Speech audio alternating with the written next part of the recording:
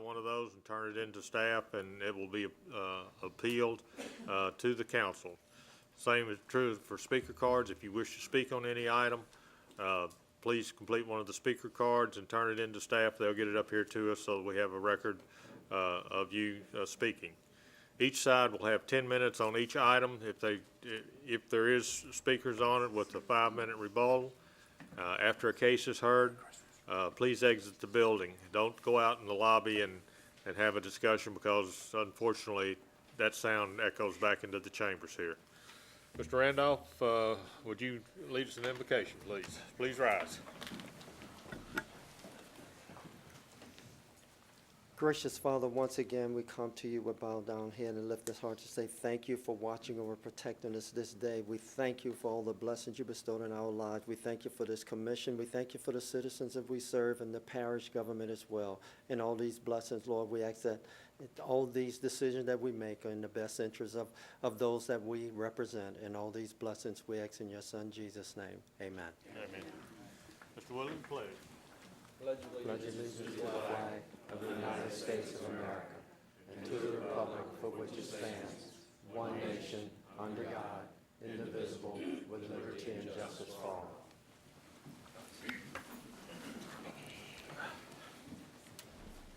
Next item on the agenda is approval of minutes from the November 12th meeting. There's a typographical error on all of the approvals except the first line. The first line has Mr. Kirk Drum's name in it, which is correct, and the balance of them have the Dale Mackey's name, and Dale's no longer on this commission and was replaced by Mr. Drum, so that's a typographical error, and our clerk will correct that. So any other corrections need to be made? Motion to approve. Motion to approve by Mr. Matthews, seconded by Mr. Davis. Please vote.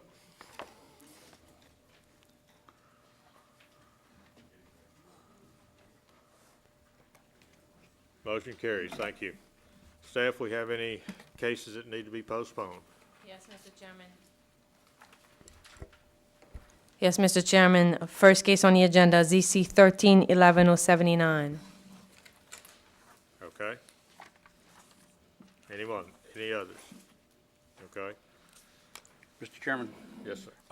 first of all, the last thing on here, the CPO 709-157 PR, that's been withdrawn, is that correct? Yes. Okay, so that's off. All right. Mr. Chairman, I'd make a motion to move, Need a motion to postpone that first one. oh, sorry, motion to postpone, you're right. All right. We have a motion by Mr. Matthews to postpone. Do we have a second?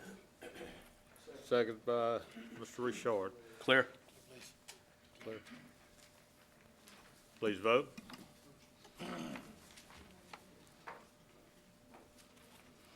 Motion carries. Thank you.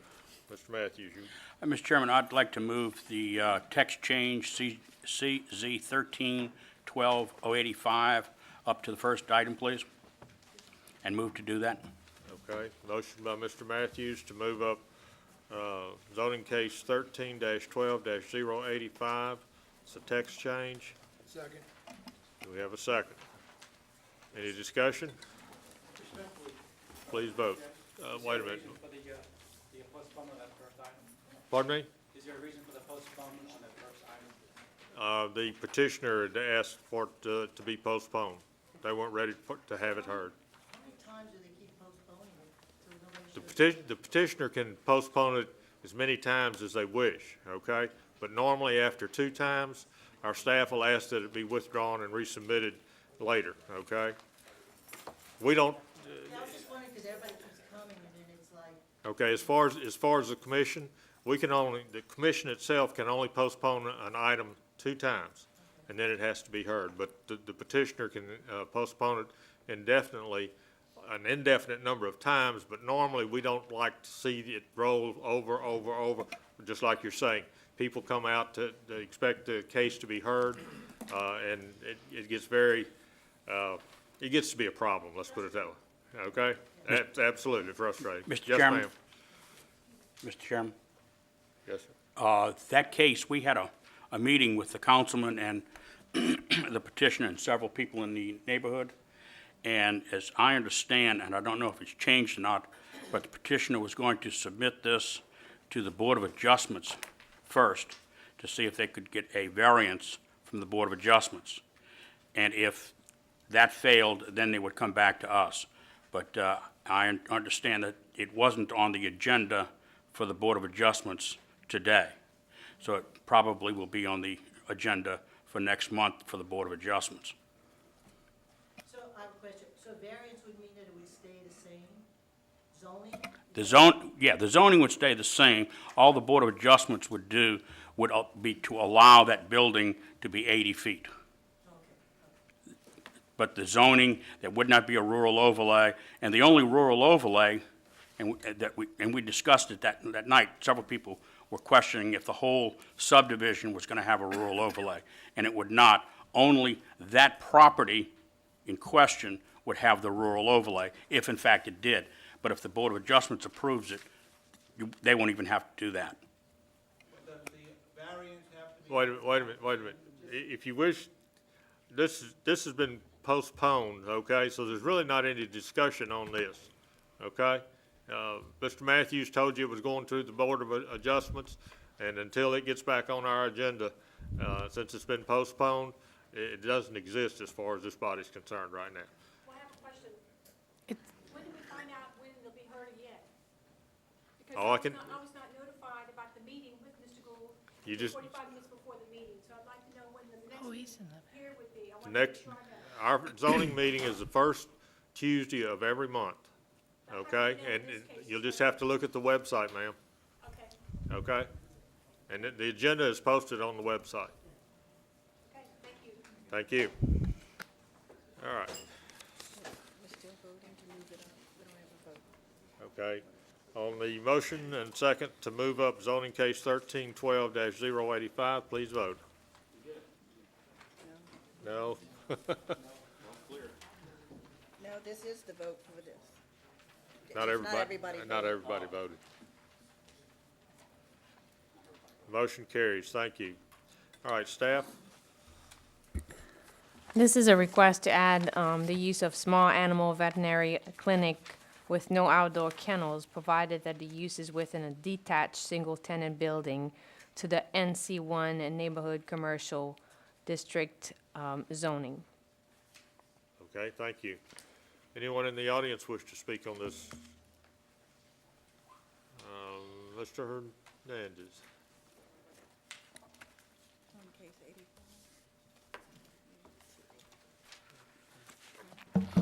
Thank you. Carlos Hernandez. You know, the interesting thing about this is that NC1, I'm assuming we all know, let me just tell the public what NC1 allows. Law, architectural, accountant, real estate, insurance, business, daytime doctor, dentist, chiropractic, and offices. And now we're going to add, I guess, veterinary, small veterinary. It doesn't mean, you know, it's interesting because there's a definition in the definitions regarding small, which means that they can house up to 19 animals in there. Now, of course, now within this structure, you're going to say that it can only be done within the kennel as opposed to outside. And I guess you could have in NC1, a 5,000 square foot building that's going to house, I guess, only 19. It could be very luxurious accommodations, obviously.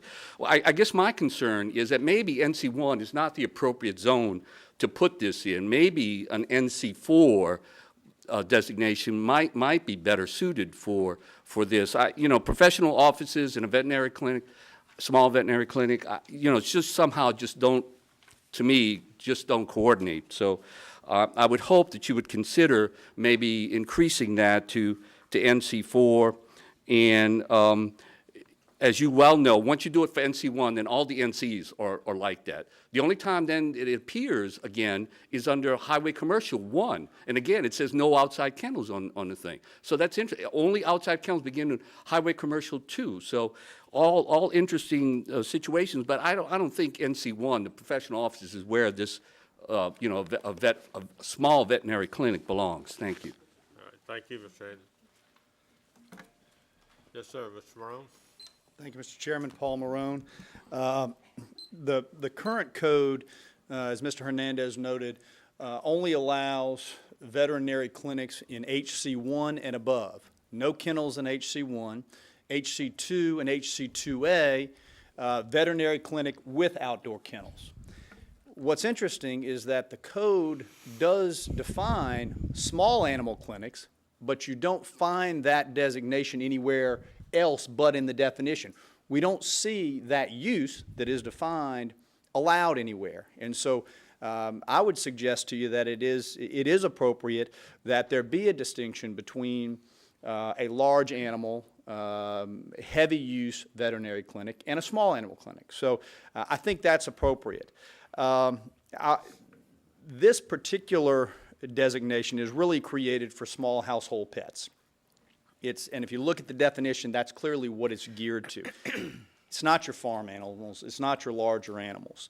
And I would suggest to you that having this type of facility in reasonable proximity to the household where these pets are housed would also be appropriate. And if you look at St. Tammany, in particular on the western side and in the Covington area and in Mandeville, you will see that there are similar clinics like this that are in residential areas.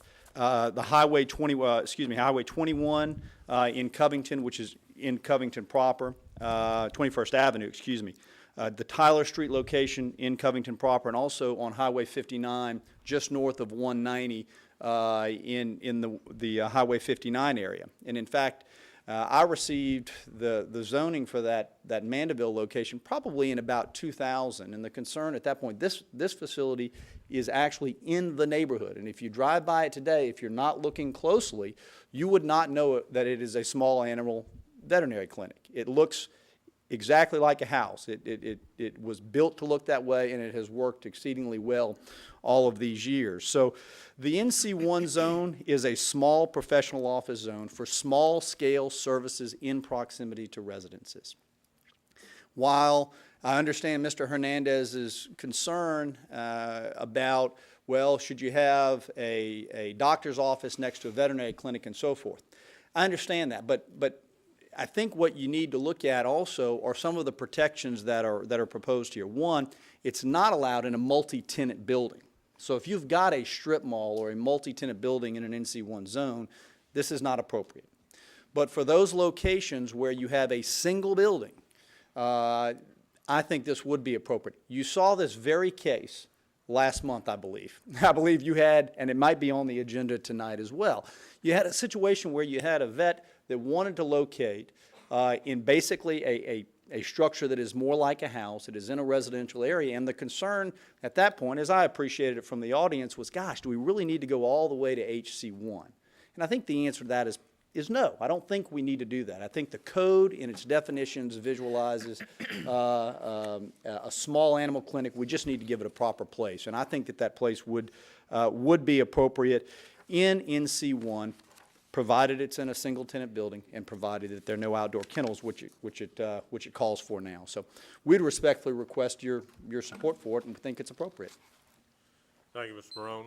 Mr. Hernandez, you have any, I'm sorry. Sir, you wanted to speak?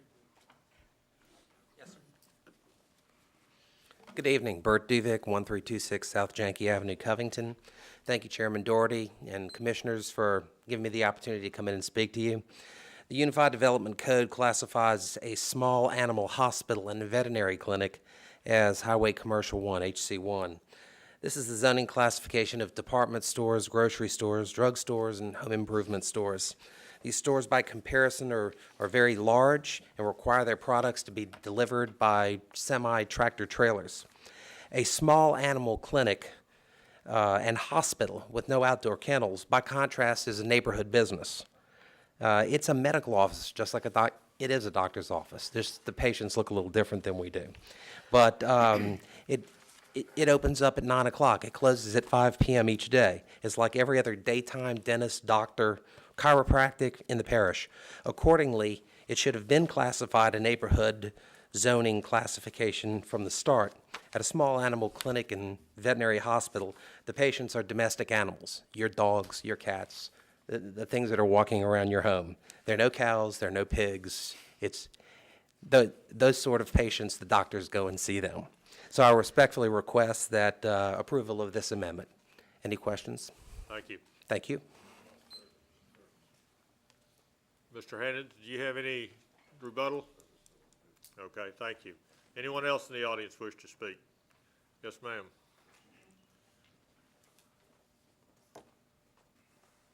Hi, Dr. Elizabeth Audebert. I also respectfully request you approve this. As a small animal veterinarian, I almost feel insulted to not be compared to your regular human physicians, to be set aside into, as this gentleman said, the same category as a department store or grocery store, to be considered that my profession needs to be in that facility versus a human physician's facility. I just feel, this is a professional business and should be in a same category as a human physician, so. Okay, thank you. Anyone else in the audience wish to speak? I'll close the floor to the public, bring it back to the commission. Ms. Casabon. Yes, this definitely fits. The veterinary clinics that I use, you cannot tell the difference. In fact, some of them look better than the other businesses that are listed here as far as the entrance and how they look. I want to make a motion to approve this amendment. We have a motion and a second to approve. Mr. Savant would like to speak, our attorney.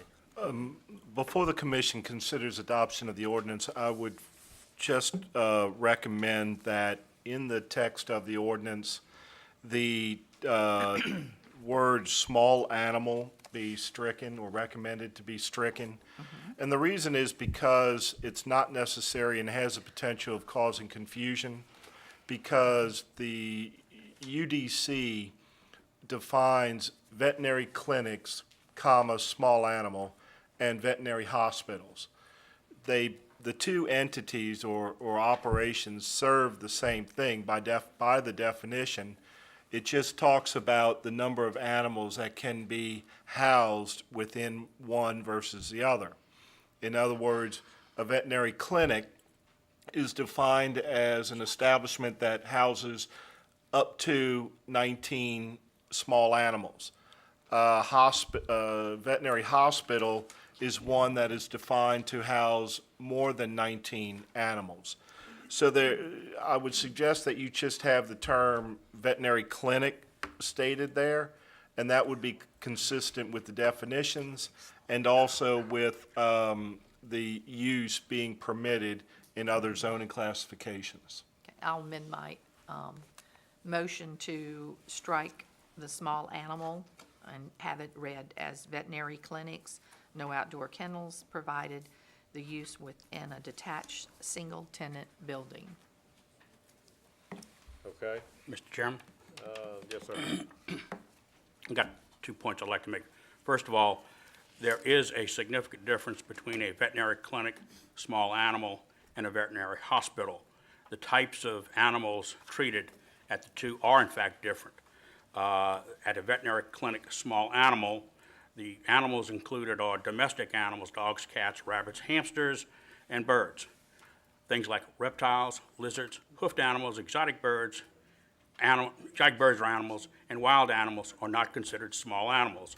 Those are treated at veterinary hospitals. So there is a difference. And if we wanted to have it exactly as the definition reads, it should be veterinary clinic, comma, small animal. And that comports to the actual definition in our code.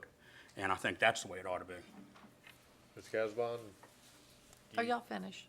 No, not yet. I got one more thing, but go ahead. Go ahead, I gotta listen to all. Well, while I agree this ought to be in a NC1 designation. There is a difference between a veterinary clinic and a doctor or dentist office. My dentist doesn't keep 19 of us there overnight. That's the difference, but this should be in NC1. Okay, thank you. Ms. Casbon, Yes, sir. would you like to amend? Let me ask council, is that appropriate? The commission could certainly do that. I would then advise that it also amend the permitted use in the other zoning districts that only say veterinary clinic. And we probably should, but that's not before us. That's correct, but that doesn't mean you can't recommend it to the parish council for consideration. But again, I think that if you put in this ordinance, veterinary clinic, comma, small animal, there's a possibility that the question is going to be raised, well, what is the difference between veterinary clinic, small animal, and just veterinary clinic between two or more zoning classifications? So I understand Mr. Matthews's distinction, but I'm not sure that it's necessary and runs the risk of perhaps creating additional questions about what is meant by two different terms when they're not being used consistently. Well, we're getting into kind of an esoteric discussion, but the thing is, the other zoning classifications, the listing is probably wrong. Should we maintain that and continue that in this definition? I think your suggestion before was correct, that what we need to do is suggest to the council that they also amend all of the other zoning classifications where it says veterinary clinic to have it read veterinary clinic, comma, small animal, to be consistent. But since we have this before us tonight, and only this before us tonight, we ought to do it correctly, and then see about changing the others at a later date. Okay. I think that we're muddying the waters here by, I'm going to go along with council on this, and then you can choose to talk to the commission, the other councilman, and if you want to change, but I'm going to leave it as veterinary clinics. Okay. Not leaving out the word small animals. I don't think you're going to have anybody bring horses and cows and pigs to this particular, or the ones that I know, the clinics, and a lot of the vets go out if work is needed. I think we're getting, not the word technical, but confusing. Well, we I think we're are getting confusing it here. technical, but this is a That's my technical motion, business. is to leave off small animal and just say a veterinary clinic. There's no definition for that.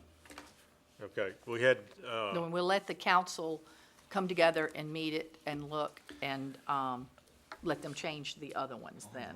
okay, we had But at this point, a motion and a second by Mr. Willie to amend it to take out the words small animal. animal. Okay, Mr. Willie, you concur with This that? is what goes. Okay. Reptiles, let's go down. Mr. Matthews, I didn't hear a second on, I believe you made a motion, but I didn't hear a second on it. No, I didn't make a motion. Okay, all right. Okay. All right, so we have a motion and a second on the floor with the change of deleting small animal on item 8 on the ordinance. Dave, Yes, sir. is it necessary also to go up into the heading where it says ordinance to amend? That's the one. Because it's got the word small animals up there. Is that necessary to take that out? That's actually. Let's get legal counsel here. Up here, it's got small animals. Should we also remove that? Up That here is in the title? ordinance. The rest is just listing what goes under it. Yes, I think that would be appropriate as well. Okay, I make amendment that we do that too, if we have to. all right. Well, we got a What I'm motion saying, and a if we're gonna second. clear it up, we're gonna take Okay. small animals out, take it out. Okay. Ms. Casabon? I'll make another motion. This is the ordinance in which I am making the motion. The ordinance to amend the St. Tammany Parish Unified Development Code, Volume 1, zoning, Section 5, zoning district, amending Section 5.1402 to provide for the inclusion of veterinary clinics, no outdoor kennels as permitted uses. And that's what, Okay, and then it's item- included in this. Okay, Attached single-tenant building. Yes, well, the bottom one. Provided the use is within the detached single-tenant building. okay, all right. Mr. Willie, you concur with that? Okay, we have a motion and a second to remove small animal in the title and item 8 under the section to remove small animal. Please vote.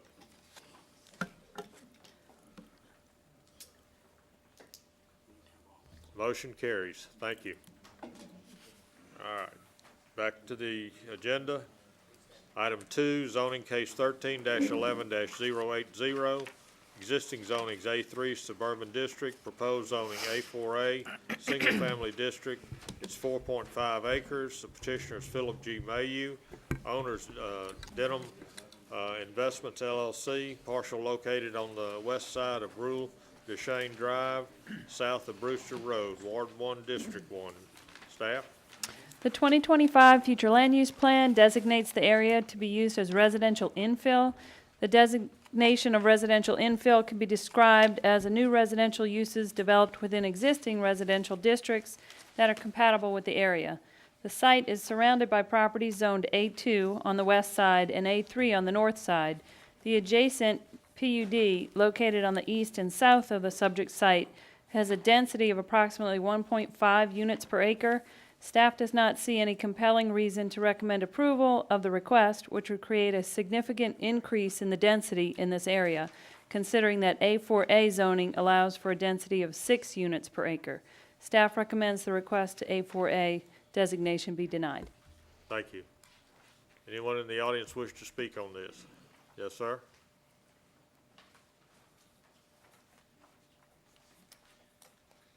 Good evening, everyone. My name is Philip Mayu, and I am the petitioner on this property with Denham Investments. I would ask that you consider this based on the fact that basically the entire surrounding area is a PUD. It has a variety of different lot sizes all around us. The designation of an A something to the east is somewhat inaccurate because across the street on Ruel Duchesne Drive are, again, more PUD lots. I have had an opportunity to meet with Councilman Marty Dean and the Board of Directors of the Homeowners Association of Ruel Duchesne Subdivision. In turn, the Ruel Duchesne Subdivision Homeowners Association has gone to its membership and discussed it, and we have come to an agreement that only 12 lots will be developed here, not the 26 or 27 that could potentially be put because 6 lots per acre on a 4.5 acre site multiplies out to about 27 lots. We have agreed to 12. The average size lot in Ruel Duchesne subdivision is an average of about 11,400 square feet of area. The lots that I'm proposing in this 4.5 acres are 11,500 square feet. So they are basically exactly like the lots in Ruel Duchesne. They're a little bit narrower, but they're much, much deeper. And the same housing that is in Ruel Duchesne subdivision now will be constructed in this project. I ask that you approve the project. Thank you. Anyone else in the audience wish to speak for this? Yes, sir. Good evening. I'm Chris Nelson. I live at 500 Mossy Oak Circle. I am a member of the board of directors of Ruel Duchesne. To access this property, they would have to use our subdivision. That's the only way to access the property, and that's how we got involved in this. And Mr. Mayhew came to us seeking to change to A4A, and we have negotiated with him for the past 4 months, and we felt like that was the thing to do, was try to work with him. We had several concerns as a board of directors. One was that they follow our restrictions and covenants. Also, that they be dues-paying members. Mr. Mayhew agreed to this, and we brought this to our membership. And while we had a majority of homeowners who agreed that this was something that we wanted to agree to, the board agreed that this is something we want to agree to. We do have a deed restriction in place, agreeing to all the terms that we've discussed. We've gone back and forth over the past 4 months, and the board of directors does ask that you would grant the request to change the property to A4A. Okay. Thank What you. was your name again? I'm Chris Nelson. Okay. 500 Mossy Oak Circle, and I'm the Okay. treasurer of We Rural wanted to be Descent. sure we had a card on you. Okay, All right. Thank you. all right. Anyone else? Yes, sir. Good afternoon. My name is Charles Richard. I live at 424 Orchards Way in Ruel Deschaines, Madisonville.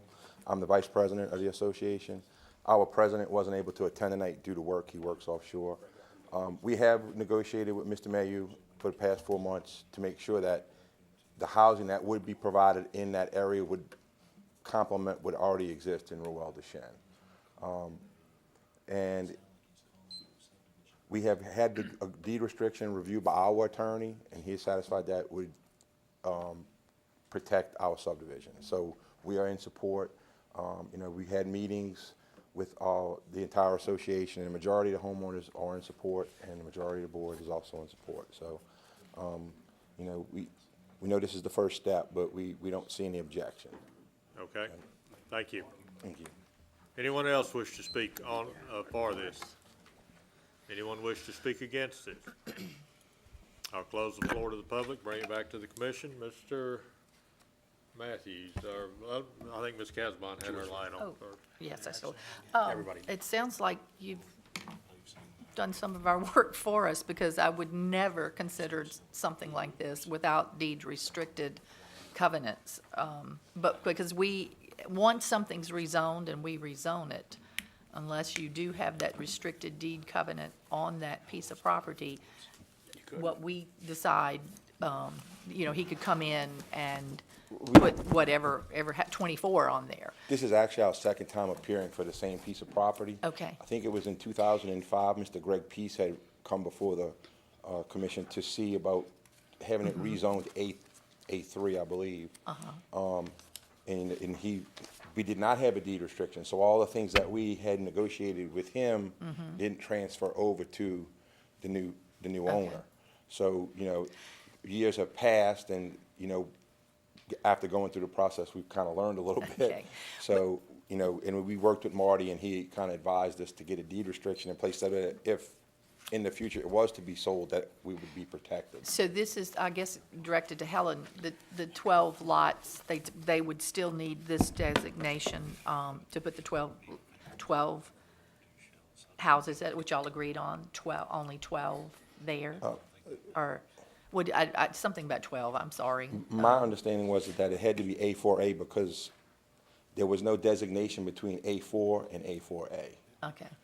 And to get the 12 lots, it'd have to be A4A. That's what we were told when we were Is that true? investigating it. It's based on The size. the density, but it's also based on minimum lot width.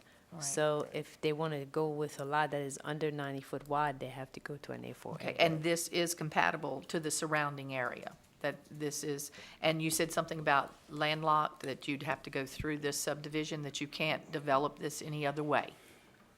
So basically, if we did not approve this, we're taking this actually out of commerce, that this is the only way, this is what I'm understanding, okay?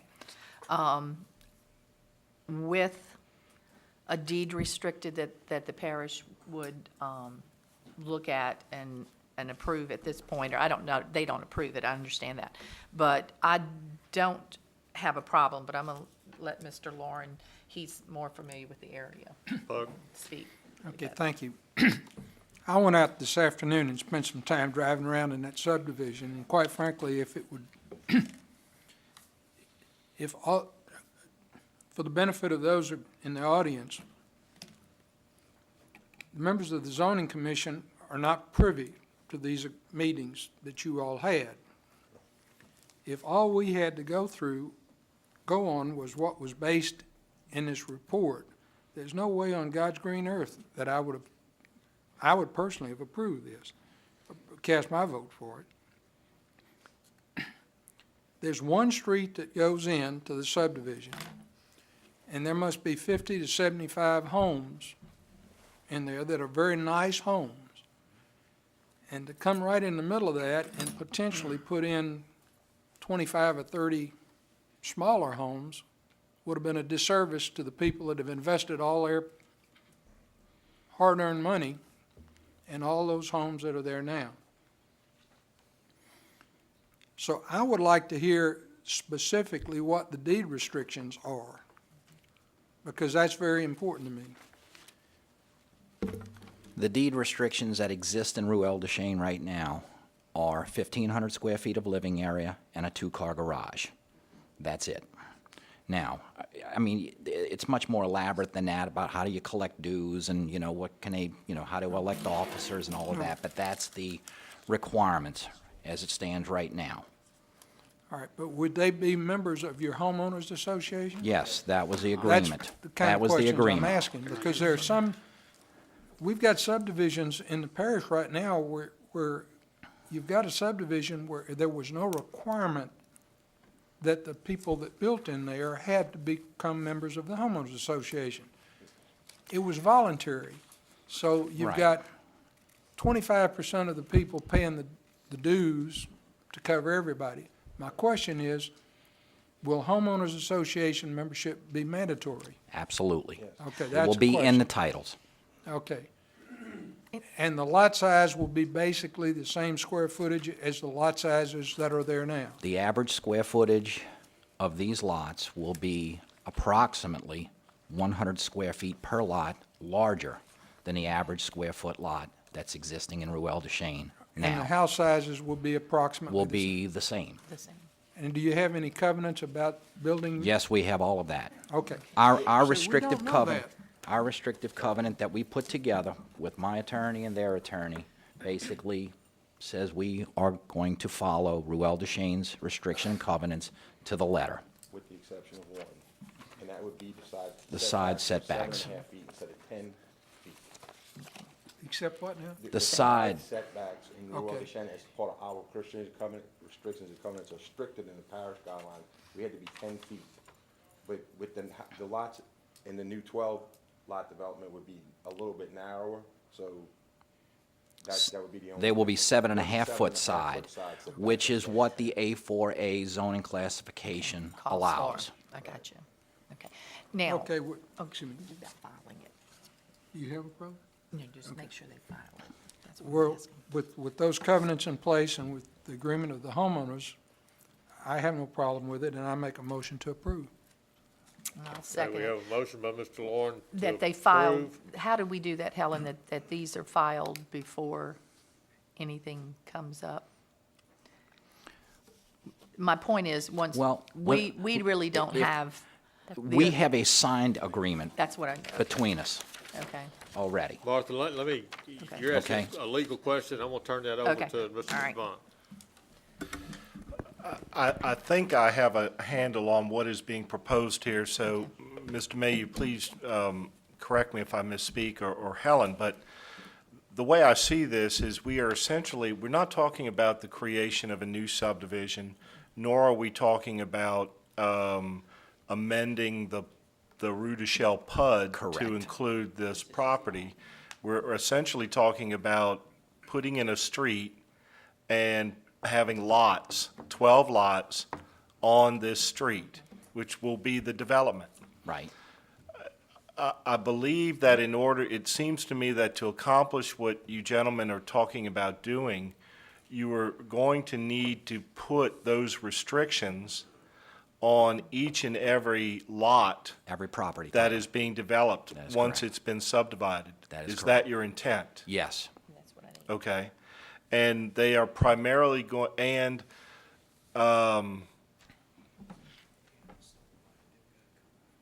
Right. Who are they in favor of? well, I believe, Matthew, you asked who would they be in favor of. Typically, when there is a restrictive covenants, you're talking about a subdivision, and it is the duty of the subdivision to enforce the restrictive covenants, meaning how the lots can be developed so that they're consistent with the intention of the subdivision. In this particular case, you are essentially developing deed restrictions that the purchaser of these lots are going to be required to do certain things, including being a member and participating in the homeowners association. I would advise that there be some language within those, call it a restrictive covenants, call it deed restrictions, but within there, there be something that identifies who has the ability to enforce these provisions. It specifies that. It does, that it's the subdivision Rue de Shell that has that? Right. Okay. Yes. Because that would, seems to be the appropriate party to enforce that. I was just thinking in terms of the rezoning. Mr. Mayor, you're asking for the A4A zoning. You have verbally said that you wish to subdivide this property into no more than 12 lots? That is correct. And because it is 12 lots, you are going to have to come to the Planning Commission for that approval, is that correct? Probably. Yes. Yes. So I think that it would be appropriate that when that application is made, that you include what you've represented here. At the of your tentative preliminary intention process, yes. to subdivide into no more than 12 lots. That is correct. Okay. That was one of my questions legally, that we know, because I know once we rezone this tonight, that legally we're saying you can actually put the 24 houses in here. So that's, at planning is where, when he would have to have it divided, correct? Subdivided, whatever. And we would not approve, even any piece of land, right? Well, I believe that it would be appropriate to do one of two things. I have it You now. could make your approval for the rezoning subject to Mr. Mayu coming before the Planning Commission within a certain period of time and Right. subdividing the 4.5 acres into no more than 12 lots? I didn't think we could put any condition on a rezoning. We can't put any condition on a rezoning.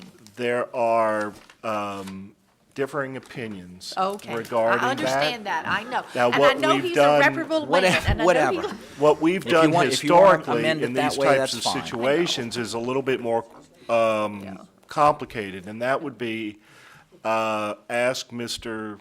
Mayu, ask the property owner if he would be willing to basically create a deed restriction on the 4.5 acres Right, that's that what I'm would saying. prohibit the subdivision of it to no more than 12 lots. We've done that already. Okay, that's, And has it been recorded? It has not. We signed it tonight. okay. We've been communicating on this thing, as the other two gentlemen have stated, for more than 4 months. We've gone back and forth. We really haven't gone back and forth. It's basically been trying to convince the population there that what I said I was going to do 4 months ago, I intend to do today and tomorrow, and so on and so on and so on. So to make all of them feel much more comfortable, we got our attorneys together, and we created this deed restriction. Now, I'm not so sure that it's putting the cart before the horse to go record a deed restriction for something that doesn't technically exist yet. So Well, I intend to be here for the tentative process and the preliminary process, but again, I have to have the zoning in place before I can start to put engineering and You're saying- surveying and everything else together. But you're saying at this point that if we approve this, that you will go tomorrow and have that filed? that you're gonna do no more than that's my concern. I can is do that- it. Well, Okay. Ms. Casavon, what is typically done in the past is, as you know, once Mr. Mayu completes tonight's process Correct. with the zoning commission, he then goes to the parish council for adoption of an ordinance, which is a 2-month process. And typically, what occurs is, when the council takes final action on adoption of the ordinance, it doesn't become effective for 15 days. So Mr. Mayu or a similar property owner, once the council has acted, would go the next day to the courthouse and record the deed restriction. If he fails to do that, the council has the ability to basically rescind the adoption of the ordinance. But, okay, if we do rezone this and it's possible the 24 lots, he would still have to come before us in the planning in order to resub, correct? In order to get So we the wouldn't be able- re-subdivision That's where, approved. what I guess I'm trying to say is some control on. Right, but the in rezon- fairness This to is the Mr. beginning Mayu, step. right, but in fairness to Mr. Mayu, Right. he doesn't want to record I the deed understand. restriction until he basically has witnessed the action changing the zoning Correct. officially. Correct. Yes. Okay. Okay, Mr. Matthews, okay, Mr. Davis, you had your light on. I have a question for Helen. So you weren't aware of this at all before your review on saying to deny it because of the increase in density? Is this correct? We do not look into what the proposal is. We look at the proposed zoning, with the requested zoning, and the abutting zoning. Okay, so So it currently is in not, A- the recommendation is not based on the number of lots. Right. So currently in A3, you can have about 2 units per acre, is that correct? Correct. And in A4? 4 units per acre.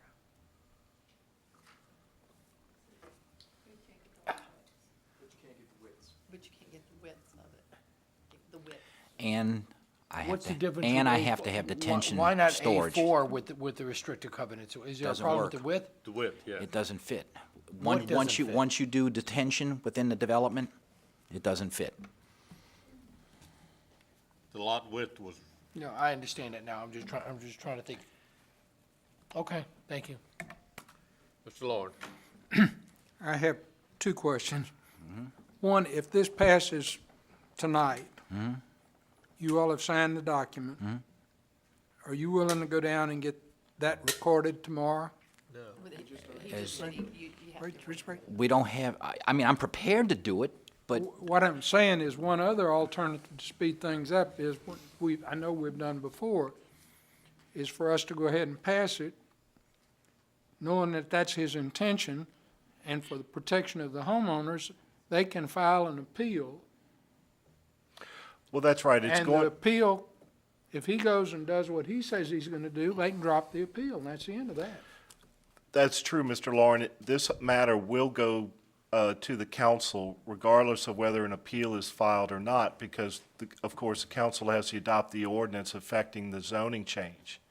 And so that's why historically, this body has felt comfortable with not requiring the property owner to record the deed restriction until that time when the council has acted finally on the ordinance affecting the zoning change, because, quite frankly, it's another body that has to take action on the matter, and it may choose to perhaps require Mr. Mayu to do something else or to do something differently. And so that's why, if Mr. Mayu goes and records a deed restriction limiting it to 12 lots, but then the council says, well, you know what, we think 11 would be more appropriate, well, then he's going to have to go and undo what he's already done and redo it. So that's why typically he's allowed to wait until that final action is taken. All right. okay? Mr. Chairman, Mr. Matthews. just one thought. We're sitting here being very concerned, I think as we normally should be, with the surrounding property owners. I know I have been sitting here thinking the same thing, but quite frankly, the surrounding property owners are happy with this. Right. So we're trying to protect them more than they want to be protected, I think. And if they're happy with it, then we ought to be happy with it. The only thing is they're happy with it as it's. Well, and that's part of the motion is that it will not be more than 12 lots, I believe. Wasn't that your motion, Ms. Casabon? Okay, You- Mr. Lawrence. That is what I am observing, but in order to approve this, I'm approving the A4A as Right. it's stated. All the other, we really don't have a part of it.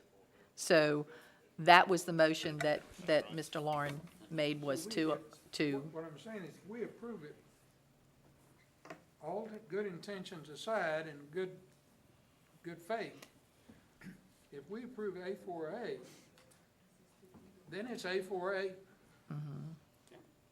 right. But That's what's approved. But that's what I was saying about the planning, that they would have to divide it up. If they ever came to us for 24 lots at this board, I don't think anybody here would approve Let me ask that Mr. resub. Savant to answer a question here. We have had extended discussion on this, okay, which is all part of our minutes, which are a legal document. Correct. And the results of this commission. If Mr. Mayhew ever didn't follow through with what he was doing, then we would have a legal problem that the parish could go back on. Is that correct?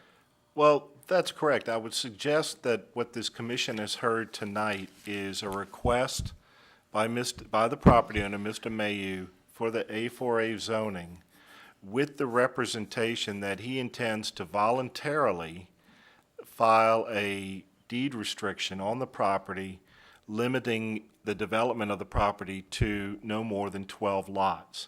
And based upon that representation by Mr. Mayhew, this body has elected to act however you are going to act.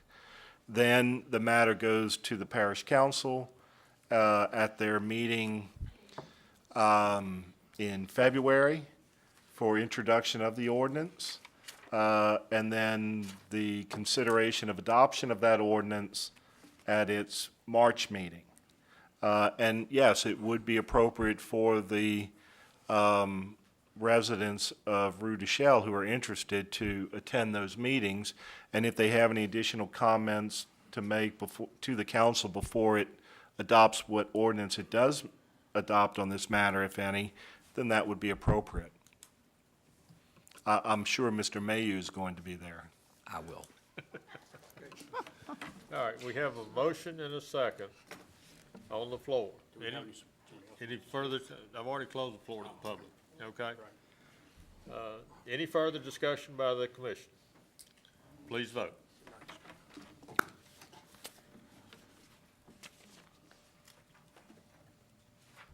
Motion carries, thank you. Next item on the agenda is item 3, zoning case 13-11-083, existing zonings NC1 Professional Office District, proposed zonings HC1 Highway Commercial District. It's 28,800 square feet. The petitioners Elizabeth Odebear, owners Sharon and Roy Cortez, parcel located on the southeast corner of Harrison Avenue and Falconer Drive west of I Street, being 19412 Harrison Avenue, Covington, Ward 3, District 2. Staff? Mr. Chairman, the petitioner is here in the audience, and she would like to request to table this case indefinitely. Table this indefinitely? Yeah, postpone indefinitely. Okay. Do we all have to right. vote on that? All right, that's fine. Mr. Davis, I'll make a motion to postpone. postpone indefinitely. Seconded by Mr. Richard. Any further? Well, there's no discussion. And Helen, the reason is because this commission just recommended approval of the amendment to the UDC that would allow for the use intended by the property owner here. That is the reason that Mrs. Odebear, stated to me. She's here in the audience if you wish to hear from her. Right, so assuming the council acts on that, then it would not be necessary for her to rezone the property because it's already zoned to NC1. Correct. However, considering that it's not final approval, she would like That's to why- table it definitely. Okay. Okay. Okay? Do we have We to have make a a motion to, We have to do a motion to table. okay, well, Because she's not we've got a withdrawing motion and a second to Okay. postpone indefinitely. Okay. Okay? Please vote.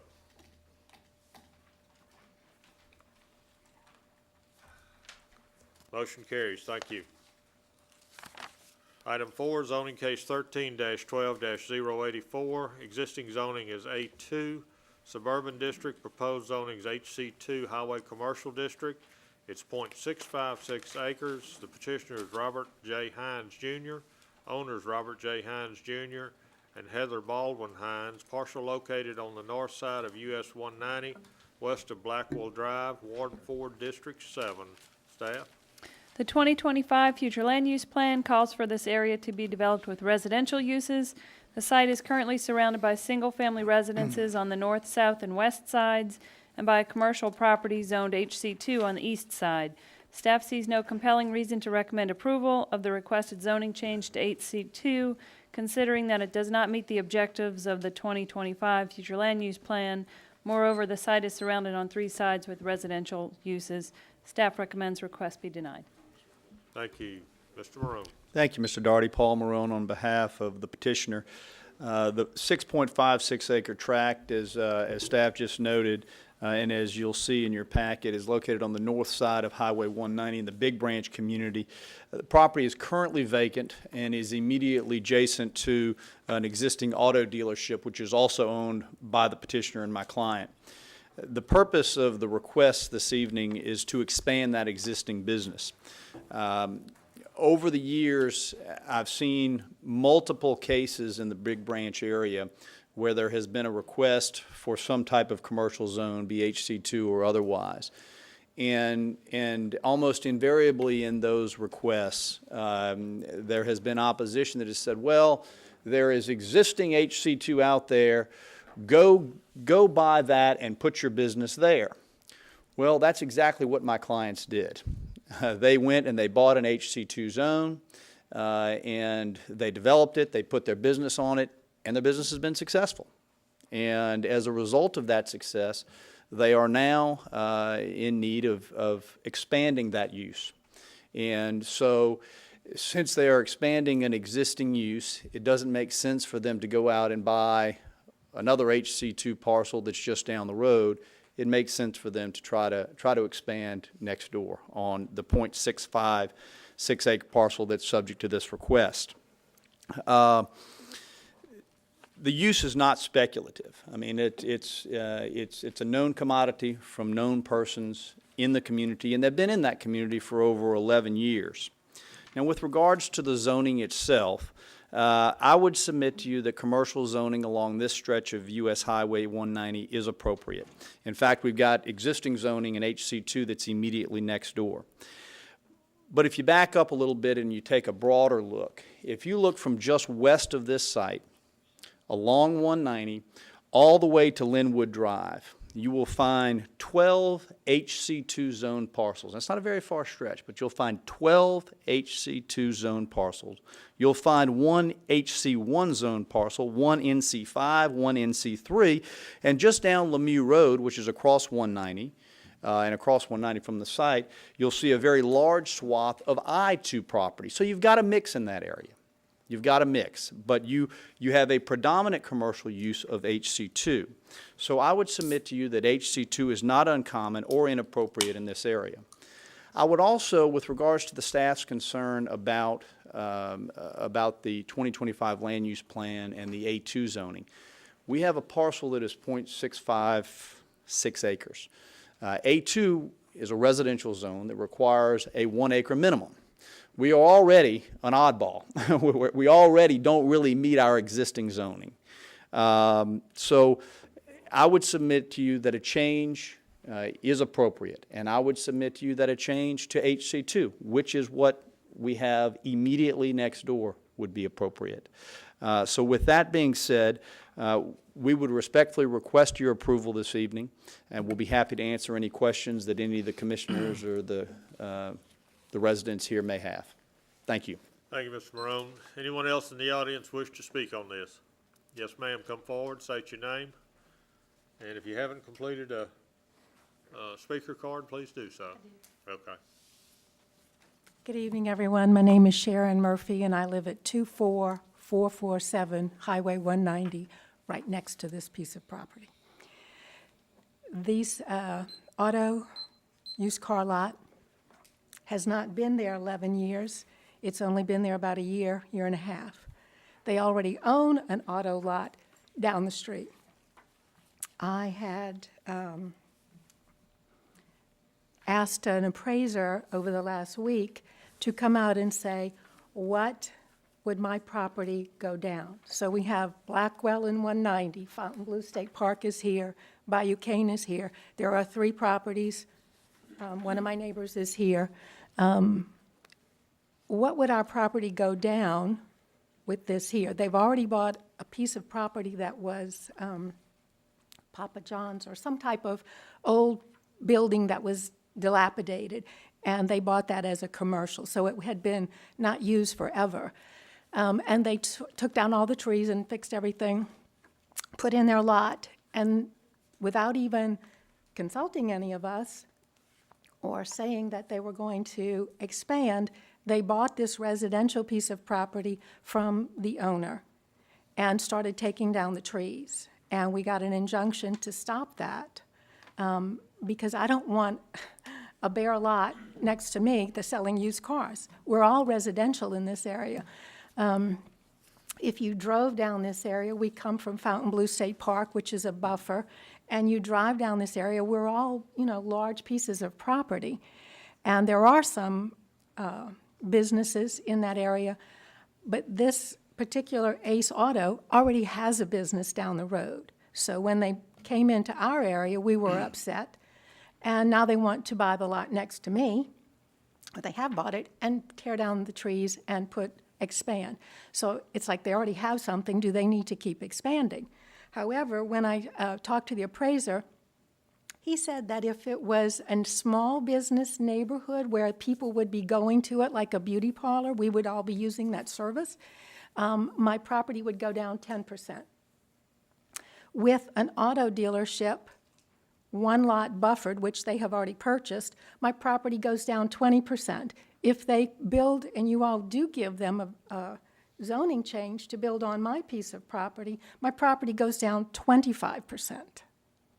So, I'm sure none of you would like to have that happen next to you. So, I think that's all I have to say. And I think it would be doing an injustice and a disservice to the community that has been in Big Branch. We have not wanted big things going in, and we don't want this. Thank you for listening to me. Thank you. Anyone else in the audience wish to speak? Yes, ma'am. How much time? 7 minutes. Good evening, Chairman Doherty, Hi. Mr. Davis, and Santa. My name is Janine, pardon? My name is Janine Meads, and I live on Lemieux in Big Branch, and I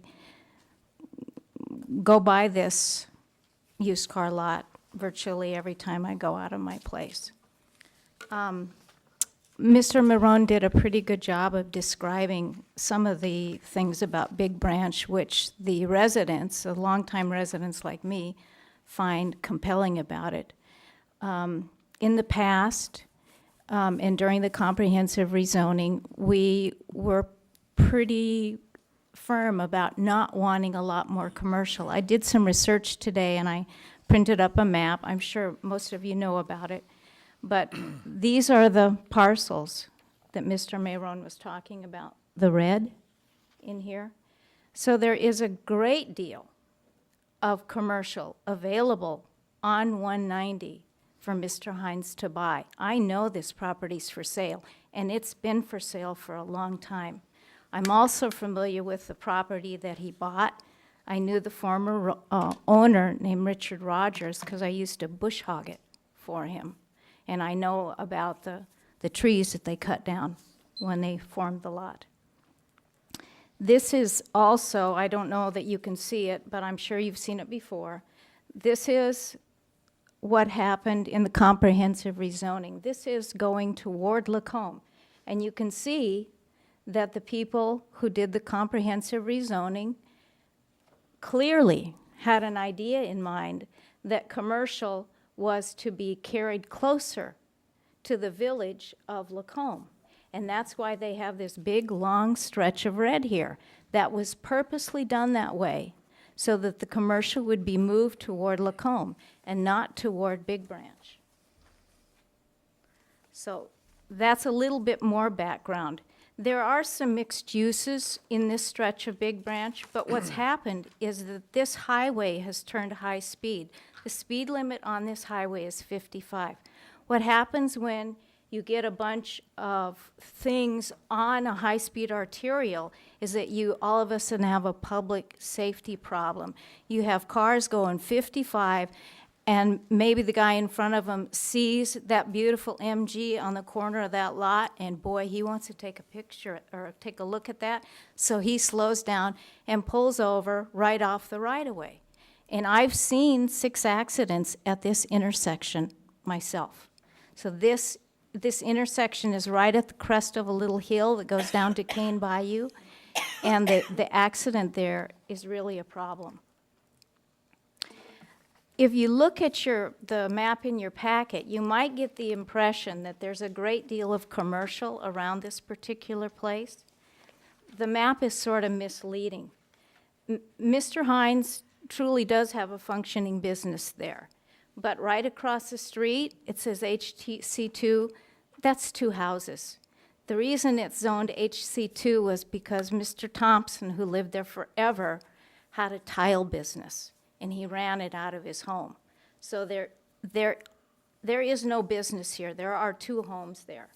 Right across the street, at one time, was a gas station, but it was allowed to become dilapidated, and the parish code enforcement mandated at the beginning of this year that this property be torn down, and it has since been torn down. So that is not used as a HC either. There really is a lot of residential along that stretch, and there's plenty of commercial available if Mr. Hines wanted to buy that. And as Sharon Murphy said, he already has another larger car lot in Big Branch. I don't know if he couldn't expand there. I don't really know what the story was, but we just feel like this would lead to a lot of noise and traffic, outdoor lights, and unfortunately from a car lot, there's stuff dripping from them all the time. This is on the crest of a hill that goes right down into Cane Bayou, and it would go past the Murphys, where Miss Murphy grows a lot of really wonderful medicinal plants. So I'm asking that you deny this because there's really no compelling need. Thank you. Anyone else in the audience wish to speak? All right, Mr. Morone, we'll go to rebuttal. Thank you. First, with regards to some of Ms. Mead's comments, in some respects, I would suggest that her comments were supportive of some of the points that I made earlier. She noted on a couple of occasions the great deal of commercial that is in the area and that, as she said, is available. Well, if it's in the area and available, it's in the area. My point is, this is not a solely residential stretch. This is an area between just to the west of this site down to Linwood, where there are 12 existing HC2 zone parcels of varying sizes, most of which, in fact, all of which are larger than what we're asking to zone today. So my point is that there is commercial in the area, and that tells us that commercial is not inappropriate. She made the point that that this is a 55-mile-an-hour area and that you have some high-speed traffic in the area and so forth, and that's correct. That would suggest to me that it is not likely that you are going to continue to see residential uses flourish on this stretch of Highway 190, where you have, you're talking about a major highway that extends from the east coast to the west coast of this country. And in this area, it is not likely that you are going to take a parcel of ground that is less than an acre, that has a very limited depth, and have new houses there. There's just not very much of that that's going on. Is it possible? Certainly, it's possible. But is it the most appropriate use? I would suggest to you that I don't think that it is. Ms. Murphy was concerned about her property values, and I can respect that and I can understand that. I would point that out that with regards to that concern and with regards to Ms. Mead's concern about lights and traffic and so forth, remember that there are existing regulations in the UDC that contemplate properties that abut one another when there's commercial and residential. And there are buffers that are required. There are fences that are required. There are a number of requirements that are out there that limit how and what can be done, even if it is commercial. And the purpose of that is so that where you do have commercial that meets residential, it is as good a meeting as it can be. And we have that all over the parish. With regards to the suggestion that trees were being taken down and that there was some type of injunction issued, yes, we were asked to stop taking the trees down on the parcel, but it was because we were entering into the zoning process. What the staff told, or what the parish staff told my client, was that if we pursued a permit under the residential zone, that would be different than would be under the commercial zone, and since we were in the process of trying to rezone, that it would be better to wait until this process was completed so that we would, everybody would know under which guidelines we needed to continue. So I wanted to give you the background on that. I think the bottom line is a commercial zone in this area appropriate, or is it not? And we would respectfully suggest that it is. If you look at this intersection, the intersection of Lemieux Boulevard, right now you have an HC2 zone on the north and the south side of Highway 190. This would essentially make the northwest quadrant of that intersection. We have a much larger piece of HC2 just across Blackwell Road, and then on the south side of 190 across from that you have HC2 again, then you have two more HC2 parcels. There's HC2 in this area. HC2 is not inappropriate, particularly where it is adjacent to an existing HC2 use that is simply being expanded. It's 135 feet along the highway. We would respectfully suggest that it's a reasonable request in an appropriate zone. We would ask for your consideration this evening. Thank you, Mr. Marone. Ms. Murphy or Ms. Meese, do you have a rebuttal? For Mr. Marone to suppose that we would not want this to stay residential is ludicrous. People have lived there 40 and 50 years. My neighbor, Carol Seagrave, is here. Her husband is 80. He couldn't come tonight. They've lived there 40 years. We've lived there since '95. It's totally tree-covered. It is a beautiful area adjacent to the state park.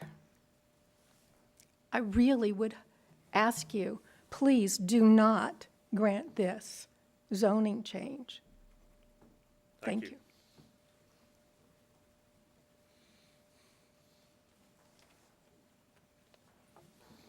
Janine Meads again. My point in saying that there was plenty of HC3 available in the area was to suggest that a year ago or a year and a half ago, when Mr. Hines was looking for some property to expand on, he should have bought something larger. And instead of buying a parcel with nothing next to it and then trying to try and spend his money, $450 to get a zoning change and disrupt his neighbors. The residential will continue. I own residential a little bit farther east on the road, and there are an awful lot of residential uses. As I said, there's 3 businesses. There's La Provence, a 5-star restaurant, and Mr. Hines's 2 car lots in Big Branch. There is no other commercial. It's because people have tried it and failed for various reasons, I'm sure, but it's just there's no reason to grant more commercial. The residents are then left with this commercial next door to them that too often becomes derelict. Again, please deny this. There's no compelling need, as your staff has told you, to create more residential in an area that certainly is overserved with it. Thank you. Both sides have had rebuttal now, and I'm going to close the floor to the public and bring it back to the commission. Mr. Davis.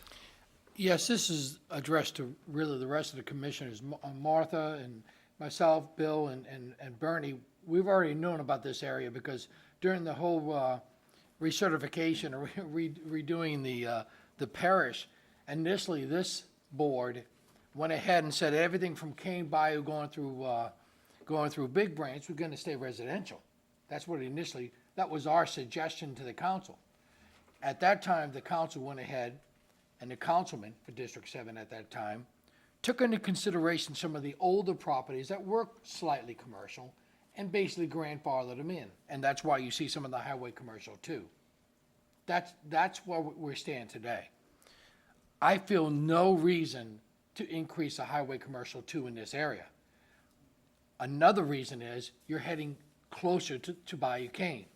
So obviously you're gonna have drainage problem on that too as well. But I agree, I don't have, not just compelling, I have no reason why we would even be considering this. So my motion is to deny it. We have a motion by Mr. Davis to deny. We have a second by Mr. Drone. Any further discussion? Please vote.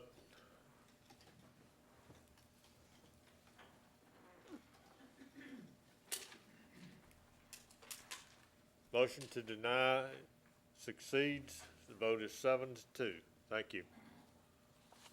All right.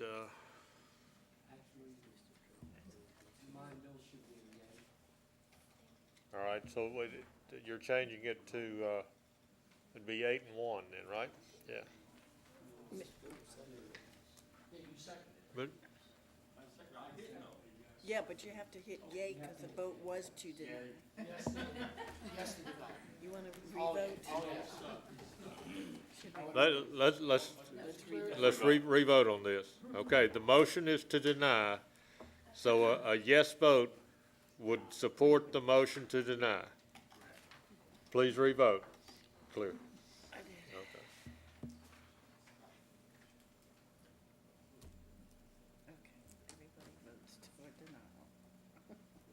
Okay. Okay, motion carries unanimously, 9-0 to deny. Thank you. Thank you all very much. All right. All right. Next item we've already dealt with, that's the text change. Item 6 is zoning case 13-12-086. Existing zoning is A2 Suburban District. Proposed zoning is A2 Suburban District with an RO rural overlay. It's 2.665 acres. The petitioners Keith C. and Marlene G. Savard. Owner is Keith C. and Marlene G. Savard. Or if I'm probably messing that up, but parcel located on the south side of Wagner Cemetery Road, west of Paraloo Road, being 114 Wagner Cemetery Road, Madisonville, Ward 1, District 1. Staff? The 2025 future land use plan calls for the area to be developed with residential uses, including agricultural uses.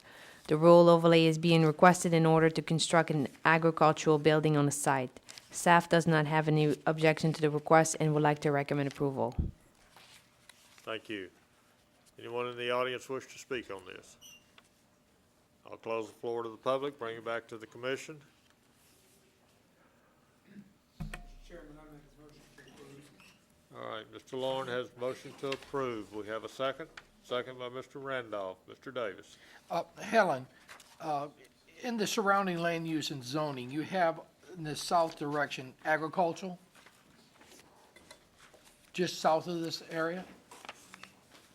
Do we know what type of agricultural that is, just out of curiosity? It says agriculture where everything else was residential. I'm just wondering. They have, if I'm not mistaken, it's just fields with maybe crops and, Okay. Okay, any further discussion? We have a motion and a second to approve. Please vote.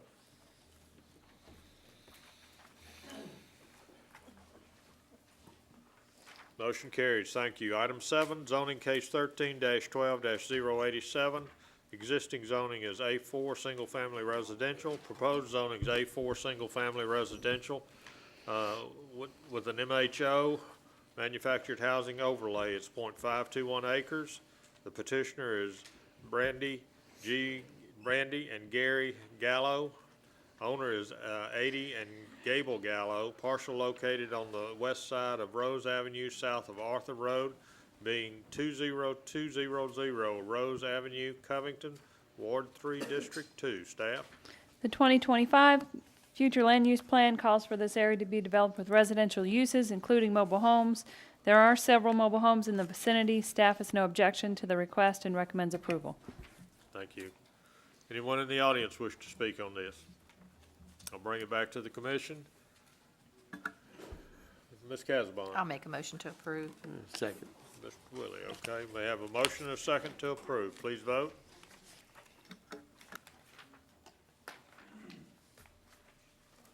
Motion carries. Thank you. Item 8, zoning case 13-12-088. Existing zonings A2 Suburban District, proposed zonings A2 Suburban District, and MHO manufactured housing overlay. It's 4.2 acres. The petitioner is Geraldine P. Bursuda. Owner is Geraldine P. Bursuda. Parcel located on the north side of Oak Ranch Road, west of Cary Road, being 37127 Oak Ranch Road, Pearl River, Ward 8, District 9. Staff? Same comments as the previous one. 2025 recommends residential uses, including mobile homes. Staff does not object and recommends approval. Thank you. Anyone in the audience wish to speak on this? I'll bring it back to the commission. Mr. Davis? I'll make a motion to approve. Second. We have a motion by Mr. Davis, seconded by Mr. Randolph. Any further discussion? Please vote.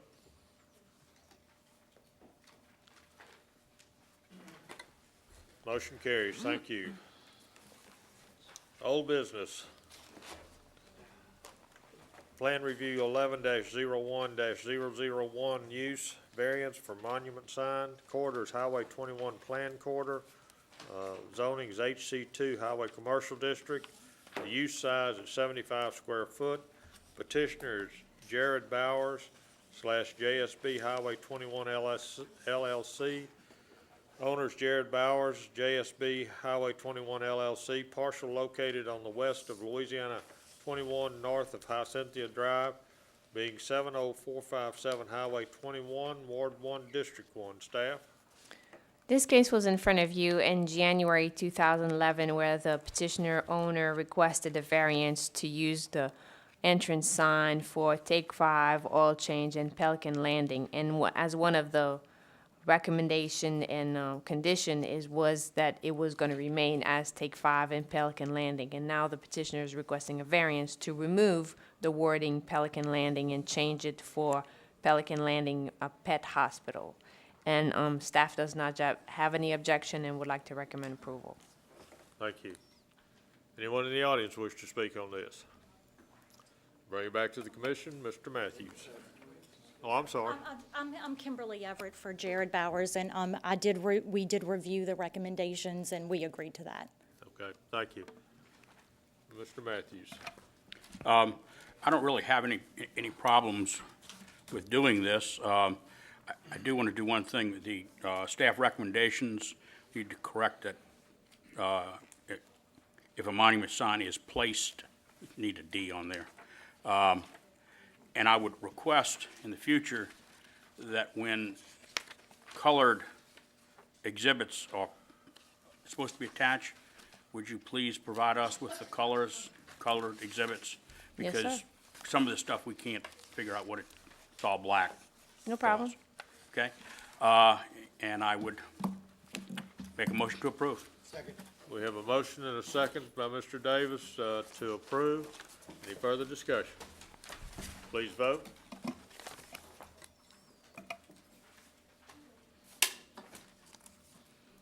Motion carries. Question for legal. The discussion on the amendment on the small animal, are you gonna take that to the council, or do we need a resolution? I got a motion. Okay, all right, Mr. Matthews. I'm going to ask the staff to review the entire area of the code that deals with veterinary clinics and offices, and to bring the definitions and zoning classifications into agreement. Would you please bring something back to us so that we could recommend something to the council? Yes, sir, I will. Thank you. Any other new business? Any old business? How about a motion to adjourn? So moved. And Merry Christmas to all.